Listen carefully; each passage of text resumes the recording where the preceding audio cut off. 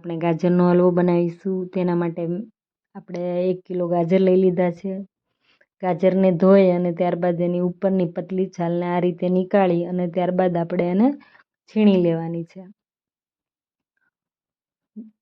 આ રીતે આપણે ગાજરને છીણવાની છે.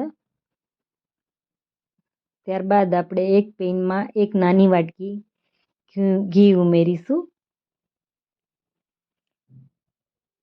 ઘી ગરમ થઈ જાય ત્યારબાદ આપણે છીણેલી ગાજર ઉમેરી દઈશું.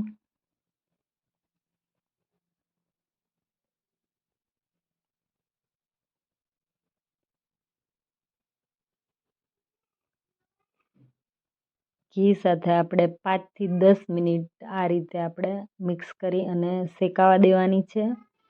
ગાજરને આ રીતે મિક્સ કરતા રહેવાનું છે. નીચે દાજે જ નહીં, એનું ખાસ ધ્યાન રાખવાનું છે. આ રીતે આપણે હલવો બનાવીશું તો ખૂબ જ સરસ હલવો બને છે. ત્યારબાદ આપણે મલાઈવાળું દૂધ ઉમેરવાનું છે. 1 કિલો ગાજરની સામું 1 લીટર દૂધ ઉમેરવાનું છે આપણે ફ્રેશ મલાઈ સાથે. ત્યારબાદ આ રીતે મિક્સ કરતા રહીશું અને 30 થી 45 મિનિટ આપણે આ રીતે મિક્સ કરતા રહેવાનું છે. આ રીતે આપણે હલવો બનાવીશું તો ખૂબ જ ટેસ્ટી હલવો બનશે. આ રીતનો માવો બની જાય હલવાનો ત્યારબાદ આપણે સ્વાદ મુજબ ખાંડ ઉમેરીશું. વધારે કે ઓછી તમે ખાંડ ઉમેરી શકો છો તમારા સ્વાદ મુજબ. ત્યારબાદ આ રીતે મિક્સ કરી અને 2-5 મિનિટ માટે આપણે આ રીતે મિક્સ કરવાનું છે. ત્યારબાદ આપણે 1 ચમચી ઇલાયચી પાવડર, દ્રાક્ષ ઉમેરીશું, કાજુ ઉમેરીશું.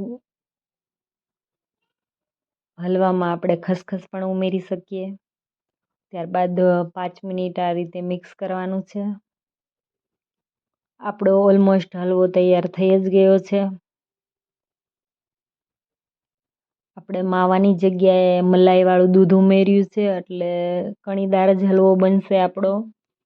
ત્યારબાદ છેલ્લે આપણે 1 નાની વાટકી ઘી ઉમેરીશું.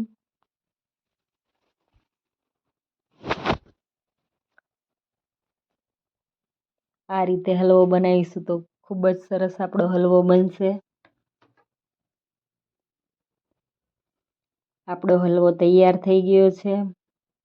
જોતાં જ મોઢામાં પાણી આવી જાય અને ખાવાનું મન થઈ જાય એવો આપણો હલવો બન્યો છે. ત્યારબાદ આપણે હલવાનો ટેસ્ટ માણીશું કે આપણો હલવો કેવો બન્યો છે. આપણો હલવો જોતાની સાથે જ ખાવાનું મન થઈ જાય એવો બન્યો છે.